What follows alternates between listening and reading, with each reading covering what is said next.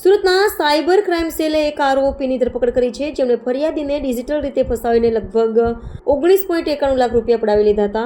આરોપીએ પોતાની સીબીઆઈ અધિકારી તરીકે ઓળખાવી વોટ્સએપ વિડીયો કોલ દ્વારા ફરિયાદીને ધમકી આપી હતી.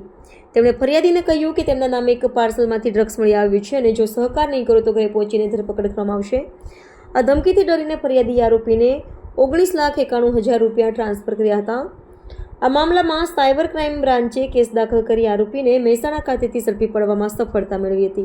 એક ડિજિટલ અરેસ્ટ ના કામના આરોપી છે. આ કામના જે ફરિયાદી બેન છે એ વેબ ડિઝાઇનર તરીકે કામ કરે છે અને 2024ના વર્ષમાં એક દિવસે એમને કોલ આવ્યું અને સામેવાળાએ ફેડેક્સના કર્મચારી હોવાની ઓળખ આપી અને એ ફેડેક્સવાળાએ કર્મચારી એમને એમ કીધું બેનને કે તમારા નામથી એક પાર્સલ મુંબઈથી ઈરાન જવા માટે મુંબઈ એરપોર્ટ પર પકડાઈ ગયેલ છે અને એમાં 300 ગ્રામનું MD છે અને આ પાર્સલ માટે તમારો આધાર કાર્ડ નંબર અને તમારો ફોન નંબર યુઝ કરવામાં આવ્યું છે.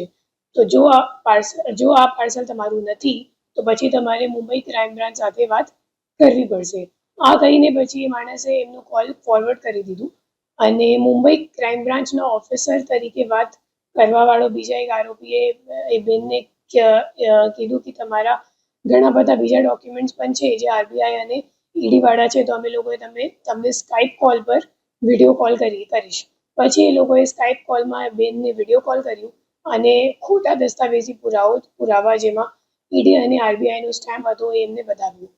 પછી એ બેન ફરિયાદી બેન ડરી ગઈ અને એમને કેમ કીધું કે જો તમારે આ કેસથી નીકળવાનું હોય તો તમારે અમે લોકોને પૈસા આપવી પડશે.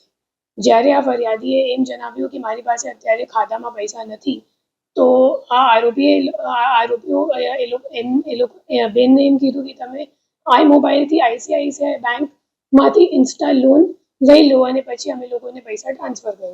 અને આ ફરિયાદી બેન એમના વાતોમાં આવી ગઈ અને પછી 19,91,000 રૂપિયા આ બેને ટ્રાન્સફર કરી દીધી.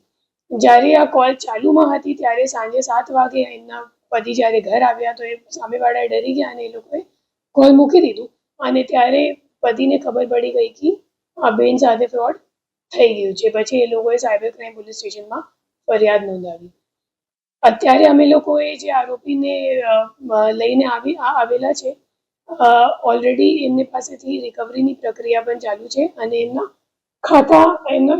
ખાતું HDFC બેંકમાં કરંટ અકાઉન્ટમાં હતું. એમનું નામ છે હિરેન પટેલ અને એમના ખાતાઓ NCCRBમાં કુલ 14 જેટલા અન્ય કંપનીઓમાં પણ સંડોવાયેલ છે અને આ આરોપીને 2,81,000 જેટલા રૂપિયા કમિશનમાં મળ્યું હતું અને આ ફરિયાદી બેનને પોલીસે ઓલરેડી આજ દિન સુધી 10,86,000 જેટલા રિફંડ અપાવી દીધું છે અને હવે જે બાકીમાં છે એ પણ હિરેન પટેલથી રિકવરી કરવાની પ્રક્રિયા ચાલુમાં છે.